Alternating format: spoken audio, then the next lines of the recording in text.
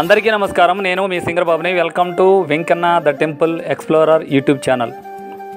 ఇప్పటివరకు నా ఛానల్ని సబ్స్క్రైబ్ చేసుకున్నట్లయితే ప్లీజ్ సబ్స్క్రైబ్ చేసుకోండి, లైక్ చేయండి, షేర్ చేయండి, అదేవిధంగా కామెంట్ చేయడం మర్చిపోవద్దు. ఈరోజు మనము విశాఖపట్నంలో ఉన్న శ్రీ వరాహ లక్ష్మీ నరసింహస్వామి గిరి ప్రదక్షిణ గురించి చెప్పబోతూ మరియు చూపించబోతూ ఉన్నాం. ప్రస్తుతం విశాఖపట్నం రైల్వే స్టేషన్లో ఉన్నాము.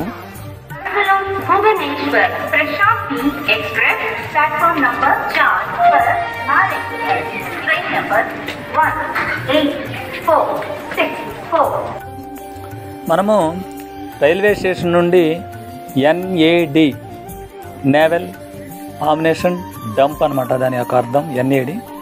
అక్కడికి వెళ్ళి అక్కడ నుండి ముందుకు వెళ్తే గోపాలపట్నం వస్తుంది. అక్కడ నుండి రైట్ సైడ్లో ఈ ఆలయానికి వెళ్ళవలసి ఉంటుంది. ఇంతకుముందు నేను ఒక 4-5 సార్లు వచ్చానండి. ఈ వీడియో నిమిత్తం అయితే ఇది ఫస్ట్ టైం. ఇప్పుడు ఆల్రెడీ NAD సెంటర్లో భారీగా క్రౌడ్ ఉందండి. మధ్యాహ్నం 2 గంటల సమయం. ఆల్రెడీ మనం ఈ గోపాలపట్నం దగ్గర ఉన్నటువంటి ముఖద్వారం దగ్గరకు రావడం జరిగింది. అక్కడ నుంచి వెహికల్స్ని ఏమి అనుమతించట్లేదు, అందుకని నడుచుకుంటూ ముందుకు వెళ్తూ ఉంటాం.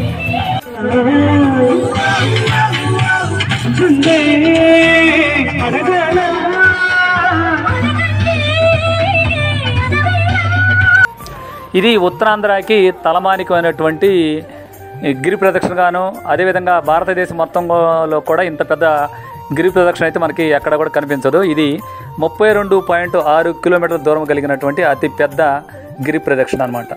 ఇక్కడ మనకి భక్తులు విశ్రాంతి తీసుకోవడం కోసం, అదేవిధంగా వాళ్ళకి ఉచిత వైద్య శిబిరాలను కూడా ఏర్పాటు చేయడం జరిగిందన్నమాట.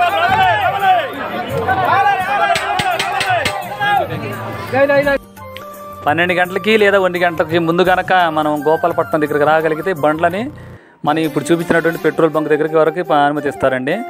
ఆ తర్వాత కనుక అయితే మనం గోపాలపట్నం దగ్గరే బండ్లని పార్కింగ్ చేసుకొని 3.5 కిలోమీటర్లు ఆలయం వరకు నడిచి రావాల్సి ఉంటుంది. లేదా మనము అనంతవాక వైపు నుండి వచ్చినా కూడా సుమారు 2 కిలోమీటర్లు అయితే ఖచ్చితంగా అటువైపు నడుచుకొని రావాల్సి ఉంటుంది అన్నమాట. అంటే స్టార్టింగ్ పాయింట్కి దగ్గర వరకు అయితే ఏ ఒక్క వెహికల్ని కూడా అనుమతించడం జరగదు, ఎందుకంటే జనాలు భారీగా తరలి వస్తారు కాబట్టి. ఇక్కడ ఆల్రెడీ కొంతమంది భక్తులు టెంకాయలు కొనుక్కొని ముందుకు వెళ్తూ ఉన్నారు. మనకి దగ్గర స్టార్టింగ్ పాయింట్ దగ్గరికి మనం కూడా చేరుకోవడం జరిగిందండి. ఈ దగ్గరలో వచ్చేసి RTC బస్ స్టేషన్ కూడా ఉంది. ఇక్కడ నుండి బస్సులు వస్తాయండి. ఇక్కడ ఒక బస్ డిపో కూడా ఉంది. తొలిపావంచ అంటే ఇక్కడ నుండి అండి మనం నడక మార్గం ప్రారంభించడానికి, ముందు టెంకాయలు కొట్టడానికి ఈ భక్తులందరూ టెంకాయలు కొట్టడానికి ఇక్కడ వెయిట్ చేస్తూ ఉన్నారనమాట. వాళ్ళకి ఇబ్బంది లేకుండా ఉండటం కోసం ఈ విధంగా క్యూ లైన్లు ఏర్పాటు చేశారు. క్యూ లైన్లో వెళ్ళి ముందుకు వెళ్ళి టెంకాయలు కొట్టే విధంగా వీరందరూ హరినామ స్మరణ చేస్తున్నారు. చూడండి, అనేక కౌంటర్లని ఏర్పాటు చేయడం జరిగిందండి. ఆ లైన్లో వచ్చినటువంటి వాళ్ళు ఆ లైన్లోనే టెంకాయలు కొట్టి ముందుకు వెళ్ళే విధంగా నెంబర్ ఆఫ్ కౌంటర్స్ని ఏర్పాటు చేయడం జరిగింది. ఇది మనం మెట్ల మార్గం వైపు స్టార్టింగ్ చేసి ఫస్ట్ మెట్లెక్కి పైకి వెళ్తున్నామండి. మొత్తం 1000 మెట్లు ఉన్నట్లుగా మనకి ఇక్కడ ఉన్నటువంటి వాళ్ళు చెప్పడం జరిగింది. మనమైతే నడక ప్రారంభించాము.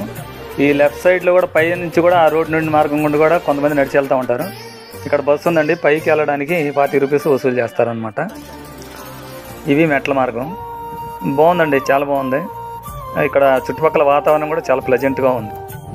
నా మిత్రుడు కూడా పాప నా కోసం 32 కిలోమీటర్లు నడుస్తున్నాడు. సోమవారాశిస్తులు వీరు కూడా ఉండాలని మనస్ఫూర్తి కోరుకుందాం. నాకు తమ్ముడు లాంటి వాడు అనమాట. థ్యాంక్ యూ తమ్ముడు, థ్యాంక్ యూ. శ్రీ వరాహలక్ష్మీ నరసింహస్వామి విశాఖపట్నము సింహాచలం అనేటువంటి ప్రాంతంలో నగర నడిబొడ్డు నుండి 11 కిలోమీటర్ల దూరంలో తూర్పు కనుమలలో పర్వతపై ఉన్న ప్రముఖ హిందూ పుణ్యక్షేత్రం. ఈ క్షేత్రాన్ని విశాఖ పరిసర ప్రాంతాల ప్రజలు సింహాద్రి అప్పనగా పిలిచే వరాహలక్ష్మీ నరసింహస్వామి కొలువై ఉన్నాడు. ఈ దేవాలయం సముద్ర మట్టానికి 244 అడుగుల ఎత్తున సింహగిరి పర్వతంపై ఉంది. ప్రస్తుతం ఆలయాన్ని 11వ శతాబ్దంలో ఒరిస్సాకు చెందిన తూర్పు గంగరాజు లాంగుల నరసింహదేవ్ కళింగ వాస్తు శిల్పం ప్రకారం నిర్మించారు. తదనంతరం అతని కుమారుడైనటువంటి భానుదేవ 1268లో ఈ ఆలయాన్ని ప్రతిష్ఠించడం జరిగింది. సింహాచలం చరిత్ర ఆధారాలతో సహా 11వ శతాబ్దం వరకు కనిపిస్తుంది. కానీ భారతీయ ఇతిహాసాల ప్రకారము ఇది పురాతనమైనదివై ఉండవచ్చు. సింహాచలము అంటే సింహ పర్వతము అని అర్థము. ఇక్కడ మహావిష్ణువు దశావతారాల్లో 4వదైన లక్ష్మీ నరసింహ అవతారముగా వెలిశాడు. ఇతిహాసం ప్రకారం రాక్షసరాజు హిరణ్యకశిపుడు విష్ణువుకు బద్ధవైరి. తన కుమారుడైన ప్రహ్లాదుని పుట్టుకతోని విష్ణు భక్తుడు. అనేక విధాల ప్రయత్నించి కుమారుని విష్ణుముఖుడిని చేయలేకపోతాడు. చివరికి చంపేందుకు కూడా ప్రయత్నిస్తాడు. విసిగిన హిరణ్యకశిపుడు విష్ణువు సర్వవ్యాప్తమని చెబుతున్నావు కదా, ఏడి ఈ స్తంభంలో ఉన్నాడా చూపించమని స్తంభాన్ని బద్దలు కొట్టగా విష్ణువు నరసింహస్వామిగా స్తంభాన్ని చీల్చుకొని వచ్చి హిరణ్యకశిపుని సంహరించి ప్రహ్లాదుని రక్షిస్తాడు. స్థలపురాణం ప్రకారం ప్రహ్లాదుడు ఇక్కడ మొట్టమొదటిసారిగా వరాహ లక్ష్మీ నరసింహస్వామి విగ్రహాన్ని ఆరాధించాడు. ఆ తర్వాత కాలంలో చంద్రవంశానికి చెందిన పురూరవుడు అనేటువంటి రాజు విమానం మీద వెళ్తూ ఉండగా ఈ స్థలానికి ఉన్న అత్యంత ప్రశస్తమైన శక్తి ప్రభావం వల్ల పురూరవుడి విమానం కిందకి ఆకర్షించబడుతుంది. అతడి పుట్టలో కప్పబడి ఉన్న వరాహ నరసింహస్వామి కనిపించాడు. విగ్రహాన్ని సంవత్సర కాలం పాటు చంద్రంతో కప్పి ఉంచి వైశాఖ శుద్ధ తది రోజున మాత్రమే చంద్రం లేకుండా నిజరూపం దర్శనం కలిగి ఉండేటట్లు చేయమని ఆకాశవాణి పురూరవుడికి చెబుతుంది. ఆకాశవాణి పలికిన పలుకుల మేరకు పురూరవుడు వరాహ నరసింహస్వామి దేవాలయాన్ని నిర్మించాడు. ఈ సాంప్రదాయాన్ని ఇప్పటికీ పాటించబడుతూ ఉంది. స్వామిలోని వేడిని చల్లార్చడానికి చందనంతో పూత పోస్తారు. వరాహము, నరుడు, సింహము రూపాలు కలిగిన ఈ నరసింహుని అవతారము నిజరూపము త్రిభుంగ ముద్రలు అనగా ఆశ్రమలో వరాహము, తల సింహము, తోక కలిగిన మనిషి శరీరంతో ఉంటుంది. మిగిలిన సమయంలో చందనంతో కప్పబడి లింగాకృతిలో స్వామివారి దర్శనము నిత్య రూపముగా ఉంటుంది. ప్రతి సంవత్సరం వైశాఖ శుద్ధ తదియ నాటికి చంద్రము తీసివేసి నిజరూప దర్శనం ఇవ్వటం జరుగుతుంది. ఇక్కడ సంవత్సరంలో ఒక్క రోజు ఈ గిరి ప్రదక్షిణ నిర్వహించడం జరుగుతుంది. కాబట్టి ఆంధ్రప్రదేశ్తో పాటు తెలంగాణ, కాస్త కొంతమంది తమిళనాడు, కర్ణాటక నుండి, ముఖ్యంగా ఒరిస్సా నుండి భారీ స్థాయిలో, ఇటు యువకులు అటు మహిళలు భారీ స్థాయిలో రావడం జరిగింది. ఇప్పుడు రాత్రి 8 గంటలకు వస్తుందండి. మనం కూడా నడవడం ప్రారంభించడం జరిగింది. చాలా ప్లెజెంట్గా, చాలా ప్రశాంతంగా ఉందండి. ఇక్కడ మొత్తం 10 రోడ్లు ఫుల్గా నిండిపోయినాయండి. ఇక్కడ మధ్యలో ఇక్కడ ఉన్నటువంటి వివిధ సంఘాల వాళ్ళు ఏం చేస్తారంటే టీలు, కాఫీలు మరి భోజనాలను ఏర్పాటు చేసి వచ్చినటువంటి భక్తులకి అందిస్తూ ఉండడం జరుగుతుంది. టీ కోసం వేసినటువంటి భక్తులు అన్నమాట. చాలా చాలా బాగుందండి.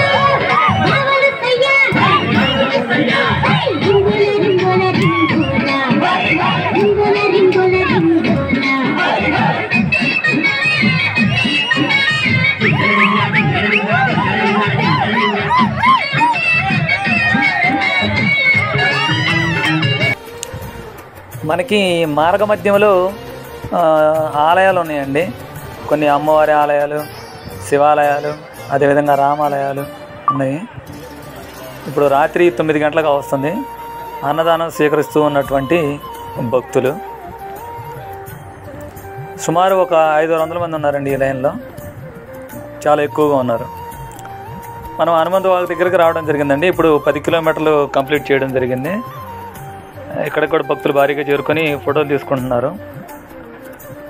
ఇదే విధంగా మనం ఇప్పుడు రోడ్డు మార్గాన్ని క్రాస్ చేసామండి. మధ్యలో శ్రీకాకుళం, విజయనగరం, విజయవాడ వెళ్ళేటువంటి మార్గం ఉంది. ఆ బైపాస్ని క్రాస్ చేసుకొని మనం ఇప్పుడు బీచ్ వైపు వెళ్తూ ఉన్నాం అన్నమాట.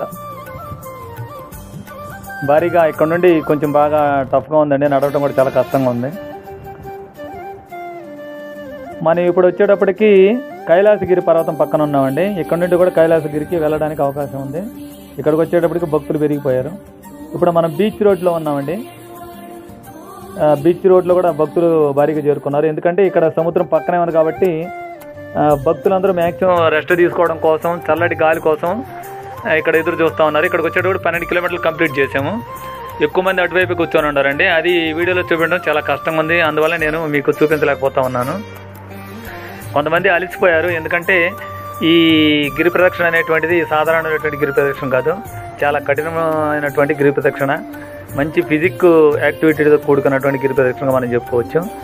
మనం ఈ సముద్రం బీచ్ రోడ్లో ఒక 3 కిలోమీటర్ల వరకు అయితే నడిచాము. మనం ఇప్పుడు కుడి చేతి వైపున ఎంఈపీ కాలనీ వైపు వెళ్తున్నామండి. ఎంఈపీ కాలనీలోకి ప్రవేశించడం జరిగింది.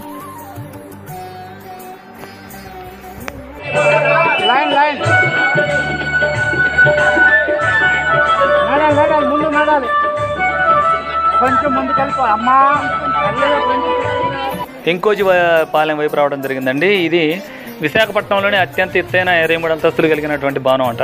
ఇక్కడ నుండి రైట్ సైడ్ వెళ్తా ఉన్నామండి చీతమ్మ దర్గా వైపుకి.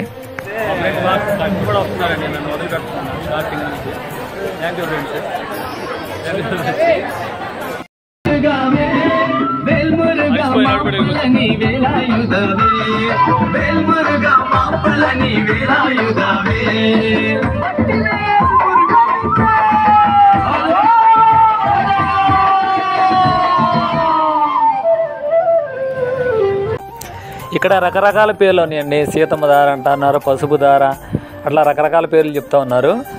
అయితే ఇంతకుముందు అయితే మేము ఎన్ఐడికి వచ్చి ఎన్ఐడి నుండి గోపాలపట్నం వైపు వచ్చేవాళ్ళం. ఇప్పుడు అట్లా కాకుండా ఎంఈపీ కాలనీ నుండి వెంకోజీ పాలెం వైపుకి, అంటే కొండ పక్కనే దగ్గరగా నడుచుకుంటూ వెళ్తా ఉన్నాం అనమాట. భక్తులు కూడా భారీగా ఉన్నారు. ముందుకి కదలలేని పరిస్థితి. ఇక్కడ ఆల్రెడీ మధ్యలో ఒక కాఫీ ప్రోగ్రామ్ ఏర్పాటు చేయడం జరిగింది. ఇప్పటికి బాగా మేము కూడా అలిసిపోయి ఉన్నాము. అవి తాగి ఇక్కడ నుండి బయలుదేరుతామని చెప్పి ఉన్నాం అనమాట.